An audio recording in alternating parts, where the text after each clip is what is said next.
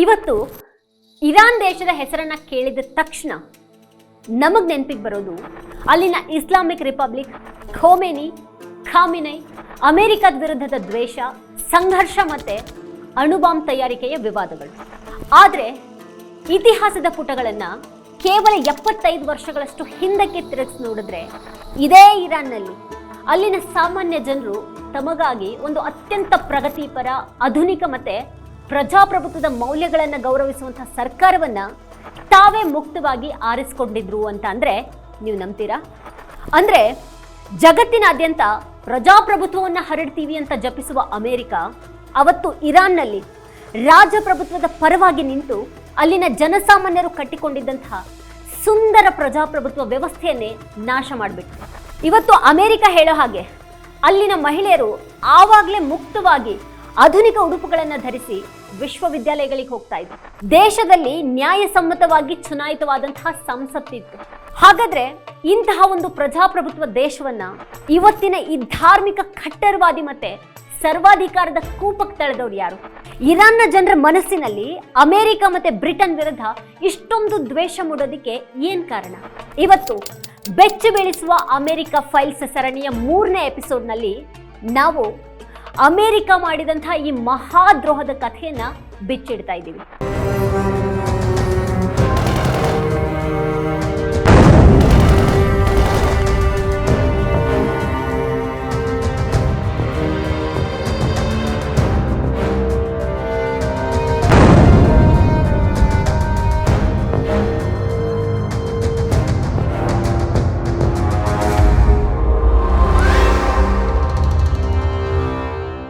ಅದೇ 1953ರ ಇರಾನ್ ದಂಗೆ ಮತ್ತೆ CIA ನಡೆಸಿದಂತಹ ಆಪರೇಷನ್ ಅಜಾಕ್ಸ್. ಇಲ್ಲಿ 3 ಸರಳ ಆದ್ರೆ ಬಹಳ ಮಹತ್ವದ ಪ್ರಶ್ನೆಗಳಿವೆ. ಒಂದು ದೇಶದ ನೆಲದಡಿಯಲ್ಲಿ ಸಿಗುವಂತಹ ನೈಸರ್ಗಿಕ ಸಂಪನ್ಮೂಲಗಳು ಅಲ್ಲಿನ ಜನರಿಗೆ ಸೇರ್ಬೇಕಾ ಅಥವಾ ವಿದೇಶಿ ಕಾರ್ಪೊರೇಟ್ ಕಂಪನಿಗಳಿಗೆ ಹೋಗ್ಬೇಕಾ? ತನ್ನ ಆರ್ಥಿಕ ಲಾಭಕ್ಕಾಗಿ ಒಂದು ಸ್ವತಂತ್ರ ದೇಶದ ಸಂವಿಧಾನ ಮತ್ತೆ ಪ್ರಜಾಪ್ರಭುತ್ವವನ್ನ ನಾಶ ಮಾಡುವಂತ ಹಕ್ಕನ್ನ ಅಮೆರಿಕಕ್ಕೆ ನೀಡಿದವರು ಯಾರು? ಇರಾನ್ನಲ್ಲಿ ಪ್ರಜಾಪ್ರಭುತ್ವವನ್ನು ಧ್ವಂಸಗೊಳಿಸಿ ಅಲ್ಲಿ ಕ್ರೂರ ಸರ್ವಾಧಿಕಾರವನ್ನು ಸ್ಥಾಪಿಸಿದಂತಹ ಅಮೆರಿಕ ಇವತ್ತು ಜಗತ್ತಿಗೆ ಪ್ರಜಾಪ್ರಭುತ್ವದ ಪಾಠ ನೀಡೋದು ಎಷ್ಟು ದೊಡ್ಡ ವಿಪರ್ಯಾಸ ಅಲ್ವಾ? ಈ ಪ್ರಶ್ನೆಗಳನ್ನು ಇಟ್ಕೊಂಡು ನಾವು 1953ರಲ್ಲಿ ಇರಾನ್ನ ಭವಿಷ್ಯವನ್ನ ಮಣ್ಣಾಗಿಸಿದ ಆ ರಕ್ತ ಸಿಕ್ತ ಪಿತೂರಿಯ ಇಂಚಿಂಚು ಸತ್ಯಗಳನ್ನ ನಿಮ್ಮ ಮುಂದಿಡ್ತೀವಿ. ಈ ಕಥೆಯ ಮೂಲ ಇರೋದು ಇರಾನ್ನ ಕಪ್ಪು ಚಿನ್ನ ಅಂದ್ರೆ ಪೆಟ್ರೋಲಿಯಂನಲ್ಲಿ. 1908ರಲ್ಲಿ ಇರಾನ್ ದೇಶದಲ್ಲಿ ಜಗತ್ತಿನ ಅತಿ ದೊಡ್ಡ ತೈಲ ನಿಕ್ಷೇಪಗಳು ಪತ್ತೆಯಾಗ್ತವೆ. ತಕ್ಷಣನೇ ಬ್ರಿಟಿಷರು ಇರಾನ್ನ ರಾಜನಾಗಿದ್ದ ಶಾನೊಂದಿಗೆ ಒಂದು ಏಕಪಕ್ಷೀಯ ಒಪ್ಪಂದವನ್ನ ಮಾಡಿಕೊಂಡ್ರು. ಅದರಂತೆ ಇರಾನ್ನ ತೈಲವನ್ನ ಹೊರತೆಗೆಯೋದಿಕ್ಕೆ ಆಂಗ್ಲೋ ಇರಾನಿಯನ್ ಆಯಿಲ್ ಕಂಪನಿ ಅನ್ನುವಂತಹ ಒಂದು ಸಂಸ್ಥೆಯನ್ನ ಸ್ಥಾಪಿಸಲಾಯಿತು. ನೆನಪಿರ್ಲಿ, ಇದೇ ಕಂಪನಿಯನ್ನ ಇವತ್ತು ಜಗತ್ತು BP ಅಂದ್ರೆ ಬ್ರಿಟಿಷ್ ಪೆಟ್ರೋಲಿಯಂ ಅಂತ ಕರೀತಾ ಇದೆ. ಈ ಕಂಪನಿಯ ಲೂಟಿಯ ಪ್ರಮಾಣ ಎಷ್ಟು ಭೀಕರವಾಗಿತ್ತು ಅಂತಂದ್ರೆ ಇರಾನ್ ದೇಶದ ತೈಲದಿಂದ ಬರುವಂತಹ ಒಟ್ಟು ಲಾಭದಲ್ಲಿ 85%ಗಿಂತನೂ ಹೆಚ್ಚು ಭಾಗ ನೇರವಾಗಿನೇ ಬ್ರಿಟಿಷ್ ಸರ್ಕಾರದ ಖಜಾನೆಗೆ ಹೋಗ್ತಾ ಇತ್ತು. ಬ್ರಿಟಿಷ್ ಸರ್ಕಾರವು ಈ ಕಂಪನಿಯಿಂದ ಪಡಿತಾ ಇದ್ದಂತಹ ತೆರಿಗೆಯ ಮೊತ್ತನೇ ಇರಾನ್ ದೇಶಕ್ಕೆ ಸಿಗ್ತಾ ಇದ್ದಂತಹ ಒಟ್ಟು ಲಾಭಕ್ಕಿಂತನೂ ಹೆಚ್ಚಾಗಿತ್ತು. ಇರಾನ್ನ ಅಬದಾನ್ ನಗರದಲ್ಲಿದ್ದಂತಹ ತೈಲ ಸಂಸ್ಕರಣಾಗಾರದಲ್ಲಿ ಕೆಲಸ ಮಾಡ್ತಾ ಇದ್ದಂತಹ ಸ್ಥಳೀಯ ಇರಾನಿ ಕಾರ್ಮಿಕರ ಸ್ಥಿತಿ ಗುಲಾಮರಿಗಿಂತನೂ ಕೀಳಾಗಿತ್ತು. ಅವರಿಗೆ ಶುದ್ಧ ಕುಡಿಯೋ ನೀರಿರಲಿಲ್ಲ, ವಿದ್ಯುತ್ ಇರಲಿಲ್ಲ, ಕನಿಷ್ಠ ವೇತನ ಕೂಡ ಇರಲಿಲ್ಲ. ಆದ್ರೆ ಅದೇ ನಗರದ ಇನ್ನೊಂದು ಬದಿಯಲ್ಲಿ ಬ್ರಿಟಿಷ್ ಅಧಿಕಾರಿಗಳು ಐಷಾರಾಮಿ ಬಂಗ್ಲೆಯಲ್ಲಿ ಈಜುಕೊಳಗಳಲ್ಲಿ ಕಾಲ ಕಳೀತಾ ಇದ್ರು. ಇರಾನಿ ಜನರಿಗೆ ತಮ್ಮದೇ ದೇಶದ ಸಂಪತ್ತನ್ನ ವಿದೇಶಿಯರು ಕಣ್ಣೆದ್ರೆ ಲೂಟಿ ಮಾಡ್ತಾ ಇರೋದನ್ನ ಕಂಡು ರಕ್ತ ಕುದಿತಾ ಇತ್ತು. ಇಂಥ ಪರಿಸ್ಥಿತಿಯಲ್ಲಿ ಇರಾನ್ನ ಜನರ ಧ್ವನಿಯಾಗಿ ಎದ್ದು ನಿಂತವರೇ ಒಬ್ಬ ಮಹಾನಾಯಕ. ಅವರೇ ಡಾಕ್ಟರ್ ಮೊಹಮ್ಮದ್ ಮೊಸಾದಿಕ್.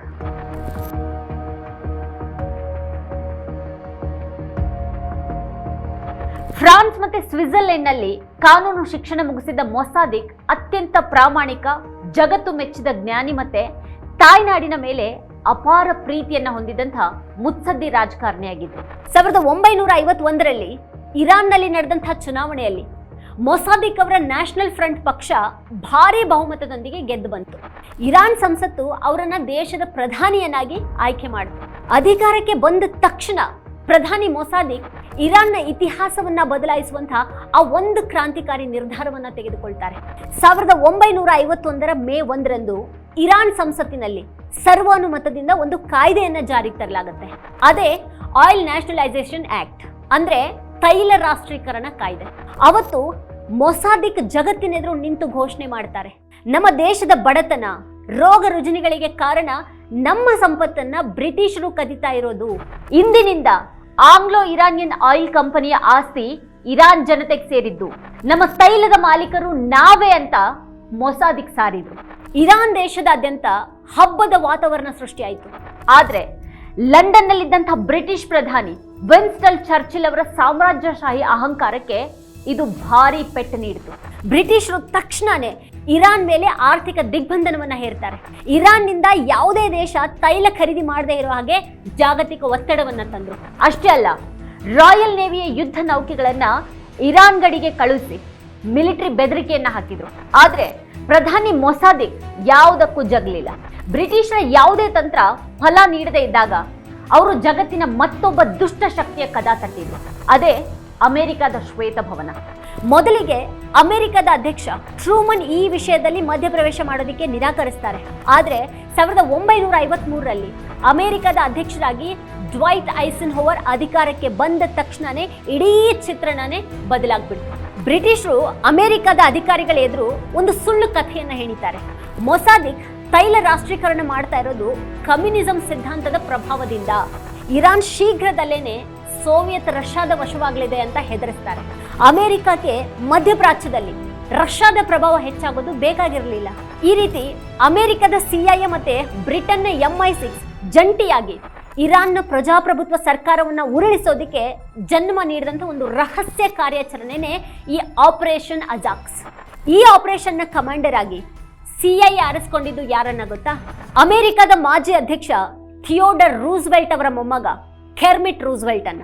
ಆತ ಜೇಮ್ಸ್ ಬಾಂಡ್ ಮಾದರಿಯಲ್ಲಿ ನಕಲಿ ಪಾಸ್ಪೋರ್ಟ್ ಅನ್ನ ಬಳಸಿ ಜೇಮ್ಸ್ ಲಾಕ್ರಿಡ್ಜ್ ಅನ್ನುವಂತ ಹೆಸರಿನಲ್ಲಿ ರಹಸ್ಯವಾಗಿ ಇರಾನ್ ರಾಜಧಾನಿ ಟೆಹರಾನ್ಗೆ ಪ್ರವೇಶ ಮಾಡ್ತಾನೆ. ಆತನ ಕೈಯಲ್ಲಿದ್ದಂಥ ಸೂಟ್ ಕೇಸ್ಗಳಲ್ಲಿ ತುಂಬಿದ್ದು $1 ಮಿಲಿಯನ್ ಅಮೆರಿಕನ್ ಡಾಲರ್ ನಗದು ಹಣ. ಈಗಲೇ $1 ಮಿಲಿಯನ್ ಅಂತ ಅಂದ್ರೆ ಸಣ್ಣ ಮೊತ್ತ ಅಲ್ಲ, ಆ ಕಾಲದಲ್ಲಿ ಅದು ಬಹಳ ದೊಡ್ಡ ಮೊತ್ತ. ಈ ಹಣದ ಬಲದಿಂದ CIA ಇರಾನ್ನಲ್ಲಿ ಪ್ರಜಾಪ್ರಭುತ್ವವನ್ನ ಹೇಗೆ ಹರಾಜು ಹಾಕ್ತು ಅನ್ನೋದಕ್ಕೆ ಇತಿಹಾಸದ ಆ ದಾಖಲೆಗಳೇ ಸಾಕ್ಷಿ.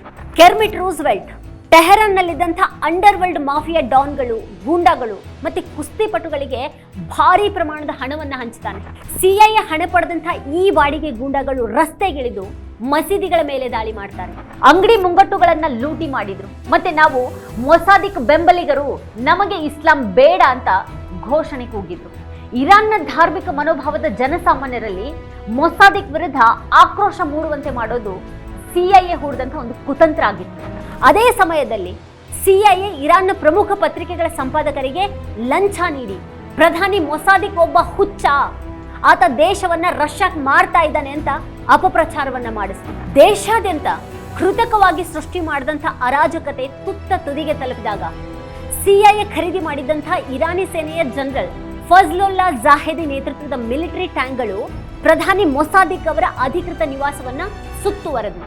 ಅದು 1953ರ ಆಗಸ್ಟ್ 19. ಅಮೆರಿಕದ ಇತಿಹಾಸದ ಅತ್ಯಂತ ಕರಾಳ ದಿನಗಳಲ್ಲಿ ಒಂದು ಅದು. ಮಿಲಿಟರಿ ಪಡೆಗಳು ಪ್ರಧಾನಿ ಮೊಸಾದಿಕ್ ಅವರ ಮನೆಯ ಮೇಲೆ ಗುಂಡಿನ ಮಳೆಗರೆದವು. ನೂರಾರು ಅಮಾಯಕ ದೇಶಪ್ರೇಮಿ ನಾಗರಿಕರು ಪ್ರಧಾನಿ ರಕ್ಷಣೆಗೆ ಬಂದು ರಸ್ತೆಯಲ್ಲಿ ಹೆಣವಾದರು. ಆ ರಕ್ತಪಾತವನ್ನ ತಡೆಯೋದಿಕ್ಕೆ ಮೊಸಾದಿಕ್ ಸೈನಿಕರಿಗೆ ಶರಣಾದರು. ಜನಾದೇಶದ ಮೂಲಕ ಚುನಾಯಿತನಾಗಿದ್ದಂತಹ ದೇಶದ ಹೆಮ್ಮೆಯ ಪ್ರಧಾನಿಯನ್ನ ಅವ್ರದೇ ದೇಶದ ಅಮೆರಿಕ ಪ್ರೇರಿತ ಸೈನಿಕರು ಬಂಧಿಸಿ ಜೈಲಿಗಟ್ಟಿದ್ರು. ಬಂಧನದ ನಂತರ ಮಿಲಿಟರಿ ನ್ಯಾಯಾಲಯದಲ್ಲಿ ಮೊಸಾದಿಕ್ ಅವರ ವಿಚಾರಣೆ ನಡೆಯಿತು. ಇತಿಹಾಸದ ಪುಟಗಳಲ್ಲಿ ದಾಖಲಾಗಿರುವ ಅವರ ಆ ಕೊನೆಯ ಮಾತುಗಳು ಇವತ್ತಿಗೂ ಅದನ್ನ ಕೇಳಿದ ಪ್ರತಿಯೊಬ್ಬರ ಕಣ್ಣಲ್ಲಿ ನೀರು ತರಿಸುತ್ತೆ. ನ್ಯಾಯಾಧೀಶರ ಮುಂದೆ ನಿಂತು ಮೊಸಾದಿಕ್ ಹೇಳ್ತಾರೆ, ನನ್ನ ಏಕೈಕ ಅಪರಾಧ ಅಂತ ಅಂದ್ರೆ ನಾನು ಬ್ರಿಟಿಷ್ ಲೂಟಿಕೋರರ ಕೈಯಿಂದ ನನ್ನ ದೇಶದ ತೈಲ ಸಂಪತ್ತನ್ನ ಕಸಿದುಕೊಂಡು ನನ್ನ ಬಡ ಜನರ ಕೈಗಿಟ್ಟಿದ್ದು. ಈ ಭೂಮಿಯ ಮೇಲಿನ ಯಾವುದೇ ಶಕ್ತಿಯು ಇರಾನ್ ಜನರ ಸ್ವತಂತ್ರದ ಹಸಿವನ್ನ ಅಳಿಸ್ಲಾರ್ದು. ಇವತ್ತು ನಾನು ಜೈಲ್ ಪಾಲಾಗ್ತಿರಬಹುದು, ಆದ್ರೆ ನನ್ನ ದೇಶದ ಇತಿಹಾಸ ಈ ದ್ರೋಹ ಎಸಗಿದ ವಿದೇಶಿ ಶಕ್ತಿಗಳನ್ನ ಯಾವತ್ತಿಗೂ ಕ್ಷಮಿಸೋದಿಲ್ಲ. ನಾನು ಈಗ ನಾಶವಾಗಿ ಹೋಗ್ಲಿದ್ದೀನಿ, ಆದರೆ ನಾನೊಂದು ಪುಣ್ಯದ ಕೆಲಸ ಮಾಡಿ ನಾಶ ಆಗ್ತಾ ಇದ್ದೀನಿ ಅನ್ನುವಂಥ ಖುಷಿ ನನಗಿದೆ. ನನ್ನ ನಿಷ್ಠೆ, ನಿಯತ್ತು ನನಗೆ ನನ್ನ ಪ್ರಾಣಕ್ಕಿಂತನೂ ಮುಖ್ಯ. ಇತಿಹಾಸನೇ ನನ್ನ ಬಗ್ಗೆ ತೀರ್ಮಾನ ಮಾಡುತ್ತೆ. ನ್ಯಾಯಾಲಯ ಮೊಸಾದಿಕ್ ಅವರಿಗೆ 3 ವರ್ಷಗಳ ಏಕಾಂತ ಕಾರಾಗೃಹ ಶಿಕ್ಷೆಯನ್ನು ವಿಧಿಸಿತು. ಶಿಕ್ಷೆಯ ನಂತರ ಅವರನ್ನು ಅವರ ಸ್ವಂತ ಹಳ್ಳಿಯಾದ ಅಹಮದಾಬಾದ್ನಲ್ಲಿ ಕಠಿಣ ಗೃಹ ಬಂಧನದಲ್ಲಿ ಇಡಲಾಯಿತು. ಅಲ್ಲಿ ಅವರಿಗೆ ಯಾರನ್ನೂ ಕೂಡ ಭೇಟಿಯಾಗೋದಕ್ಕೆ ಅವಕಾಶ ಇರಲಿಲ್ಲ. ಪತ್ರಿಕೆಗಳನ್ನು ಓದದೇ ಇರೋ ಹಾಗೆ ನಿರ್ಬಂಧಿಸಲಾಯಿತು. ಕೊನೆಗೆ 1967ರಲ್ಲಿ ಜಗತ್ತಿನ ಕಣ್ಣಿಗೆ ಬೀಳದೇನೆ ಅಮೆರಿಕದ ಆಧಿಪತ್ಯಕ್ಕೆ ಬಲಿಯಾದಂಥ ಆ ಮಹಾನ್ ದೇಶ ಪ್ರೇಮಿ ಒಂಟಿಯಾಗಿನೇ ಕಣ್ಣು ಮುಚ್ಚಿದ್ರು. ಆದರೆ ಅವ್ರು ಬಿಟ್ಟು ಹೋದ ದೇಶ ಪ್ರೇಮದ ಮನೋಭಾವ, ಪರಕೀಯ ಆಕ್ರಮಣದ ವಿರುದ್ಧದ ಆಕ್ರೋಶದ ಕಿಡಿ ಮಾತ್ರ ಆರಲಿಲ್ಲ. ವೀಕ್ಷಕರೇ, ಮೊಸಾದಿಕ್ ಆಡಳಿತವನ್ನು ಉರುಳಿಸಿದ ತಕ್ಷಣನೇ ಅಮೆರಿಕ ಇರಾನ್ನ ರಾಜ ಮೊಹಮ್ಮದ್ ರೆಜಾ ಶಾ ಪಹಲ್ವಿಯನ್ನ ಸರ್ವಾಧಿಕಾರಿಯನ್ನಾಗಿ ಕೂರಿಸಿತು. ಆತ ಅಧಿಕಾರಕ್ಕೆ ಬಂದ ತಕ್ಷಣನೇ ಇರಾನ್ನ ತೈಲ ಸಂಪತ್ತಿನ 40% ಭಾಗವನ್ನ ಅಮೆರಿಕದ ಕಂಪನಿಗಳಿಗೆ ಮತ್ತೆ 40% ಭಾಗವನ್ನ ಬ್ರಿಟಿಷ್ ಕಂಪನಿಗಳಿಗೆ ಬರೆದುಕೊಟ್ಟ. ಶಾನನ್ನ ರಕ್ಷಿಸೋದಿಕ್ಕೆ CIA ಇರಾನ್ನಲ್ಲಿ ಸವಾಕ್ ಅನ್ನುವಂಥ ಅತ್ಯಂತ ಕ್ರೂರ ರಹಸ್ಯ ಪೊಲೀಸ್ ಪಡೆಯನ್ನ ಸ್ಥಾಪಿಸಿತು. ಈ ಪಡೆ ಅಮೆರಿಕದ ವಿರುದ್ಧ ಮಾತಾಡುವಂಥ ಪ್ರತಿಯೊಬ್ಬ ಇರಾನಿ ಪ್ರಜೆಯನ್ನ, ವಿದ್ಯಾರ್ಥಿಗಳನ್ನ ಜೈಲಿಗೆ ಹಾಕಿ ಅವ್ರ ಉಗುರುಗಳನ್ನ ಕಿತ್ತು ಜೀವಂತವಾಗಿ ಸುಟ್ಟು ಭೀಕರವಾಗಿ ಹಿಂಸಿಸ್ತಾ ಇತ್ತು. ಮುಂದಿನ 26 ವರ್ಷಗಳ ಕಾಲ ಇರಾನ್ ಜನರು ಈ ಅಮೆರಿಕ ಬೆಂಬಲಿತ ಸರ್ವಾಧಿಕಾರದ ನರಕವನ್ನ ಅನುಭವಿಸಿದ್ರು. ಆದರೆ ದೌರ್ಜನ್ಯ ಅತಿಯಾದಾಗ ಕ್ರಾಂತಿ ಅನಿವಾರ್ಯ ಆಗುತ್ತೆ. 1979ರಲ್ಲಿ ಇರಾನ್ನ ಇಡೀ ಜನಸಂಖ್ಯೆ ಒಟ್ಟಾಗಿ ರಸ್ತೆಗಿಳಿತು. ಅದೇ ಪ್ರಸಿದ್ಧ 1979ರ ಇಸ್ಲಾಮಿಕ್ ಕ್ರಾಂತಿ. ಆಗ ಜನರು ಶಾನನ್ನ ಆ ದೇಶದಿಂದ ಓಡಿಸಿದ್ರು. ಇವತ್ತು ಅಮೆರಿಕದ ಮಾಧ್ಯಮಗಳು ಇರಾನ್ ಅನ್ನ ಪ್ರಜಾಪ್ರಭುತ್ವ ವಿರೋಧಿ ದೇಶ ಅಂತ ದಿನಾ ಇಡೀ ಬೈತವಲ್ಲ. ಆದರೆ ಇರಾನ್ನಲ್ಲಿ 1953ರಲ್ಲೇ ಇದ್ದಂಥ ಪ್ರಜಾಪ್ರಭುತ್ವದ ರಕ್ತ ಹೀರಿ ಅದನ್ನ ಕೊಂದಂಥ ಅಸಲಿ ರಕ್ಕಸ ಯಾರು? ಅಮೆರಿಕ ಅವತ್ತು ಆಪರೇಷನ್ ಅಜಾಕ್ಸ್ ಮಾಡದೇ ಇದ್ದಿದ್ರೆ ಇವತ್ತು ಇರಾನ್ ಮಧ್ಯಪ್ರಾಚ್ಯದ ಅತ್ಯಂತ ಯಶಸ್ವಿ ಪ್ರಜಾಪ್ರಭುತ್ವ ರಾಷ್ಟ್ರ ಆಗಿರ್ತಾ ಇತ್ತು. ಇರಾನ್ನ ಈ ಇತಿಹಾಸ ನಮಗ್ ಸಾರೋದು ಒಂದೇ ಸತ್ಯ: ಅಮೆರಿಕದ ವಿದೇಶಾಂಗ ನೀತಿಗೆ ಯಾವುದೇ ನೈತಿಕತೆ ಇಲ್ಲ. ಅದಕ್ಕೆ ಬೇಕಾಗಿರೋದು ಕೇವಲ ತೈಲ ಮತ್ತೆ ಸಾಮ್ರಾಜ್ಯಶಾಹಿ ಲಾಭ. ಅವತ್ತು ಇರಾನ್ ಅನ್ನು ಧ್ವಂಸಗೊಳಿಸಿದ ಅಮೆರಿಕದ ಕ್ರೂರ ಆಟ ಇಲ್ಲಿಗೆ ನಿಲ್ಲೋದಿಲ್ಲ. ಅದು ಮುಂದಿನ 20 ವರ್ಷಗಳಲ್ಲಿ ಲ್ಯಾಟಿನ್ ಅಮೆರಿಕದ ಮತ್ತೊಂದು ಸುಂದರ ದೇಶದ ಕಡೆಗೆ ತನ್ನ ರಕ್ತ ಸಿಕ್ತ ಹಸ್ತವನ್ನ ಚಾಚಿತು. ನಮ್ಮ ಈ ಸರಣಿಯ 4ನೇ ಎಪಿಸೋಡ್ನಲ್ಲಿ ನಾವು ಚರ್ಚೆ ಮಾಡಲಿರೋದು 1973ರಲ್ಲಿ ಚಿಲಿ ದೇಶದಲ್ಲಿ ಪ್ರಜಾಪ್ರಭುತ್ವದ ಅಧ್ಯಕ್ಷ ಸಲ್ವಡಾರ್ ಅಲೆಂಡೆ ಅವರನ್ನ ಶ್ವೇತ ಭವನ ಹೇಗೆ ಬಾಂಬ್ ಹಾಕಿಕೊಂಡಿತ್ತು, ಮತ್ತೆ ಅಲ್ಲಿನ ಕ್ರಾಂತಿಕಾರಿ ಗಾಯಕ ವಿಕ್ಟರ್ ಜಾರನ್ನ ಕೈಗಳನ್ನ ಹೇಗೆ ಸುತ್ತಿಗೆಯಿಂದ ಜಜ್ಜಲಾಯಿತು ಅನ್ನುವಂತಹ ಹೃದಯ ವಿದ್ರಾವಕ ಕಥೆಯನ್ನ. ಇರಾನ್ ದೇಶಕ್ಕೆ ಅಮೆರಿಕ ಮಾಡಿದಂಥ ಈ ದ್ರೋಹದ ಬಗ್ಗೆ ನಿಮ್ಮ ಆಲೋಚನೆಗಳೇನು ಅನ್ನೋದು ಕೆಳಗಡೆ ತಪ್ಪದೆ ಕಮೆಂಟ್ ಮಾಡಿ ನಮಗೆ ತಿಳಿಸಿ. ಇತಿಹಾಸದ ಈ ಮುಚ್ಚಿಡಲಾದ ಪುಟಗಳನ್ನು ಪ್ರತಿಯೊಬ್ಬರಿಗೂ ತಲುಪಿಸೋದಿಕ್ಕೆ ಈ ವಿಡಿಯೋವನ್ನು ಶೇರ್ ಮಾಡಿ ಮತ್ತೆ ನಮ್ಮ ಚಾನೆಲ್ ಅನ್ನು ಸಬ್ಸ್ಕ್ರೈಬ್ ಮಾಡಿ. ಮುಂದಿನ ಎಪಿಸೋಡ್ನಲ್ಲಿ ಭೇಟಿಯಾಗೋಣ. ಧನ್ಯವಾದಗಳು.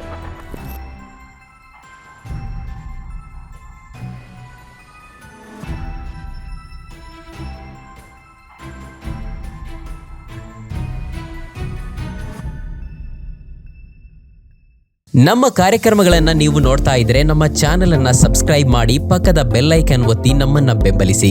ಹಾಗೆ ನಮ್ಮ ಕಾರ್ಯಕ್ರಮಗಳನ್ನ ಲೈಕ್ ಮಾಡಿ, ಕಮೆಂಟ್ ಮಾಡಿ, ಅದನ್ನ ಬೇರೆಯವರಿಗೂ ವಾಟ್ಸ್ಆಪ್ ಮೂಲಕ ಶೇರ್ ಮಾಡಿ. ನೀವು ಹೀಗೆ ಮಾಡಿದಾಗ ನಮ್ಮ ಚಾನೆಲ್ ಇನ್ನಷ್ಟು ಮತ್ತಷ್ಟು ಜನರಿಗೆ ತಲುಪಲು ನೀವು ನಮ್ಮೊಂದಿಗೆ ಸಹಕರಿಸಿದ ಹಾಗಾಗುತ್ತೆ. ಇದು ನೀವು ಯಾವುದೇ ಖರ್ಚಿಲ್ಲದೆ ಕೆಲವೇ ಸೆಕೆಂಡುಗಳಲ್ಲಿ ನೀಡಬಹುದಾದ ಸಹಕಾರ. ಧನ್ಯವಾದಗಳು.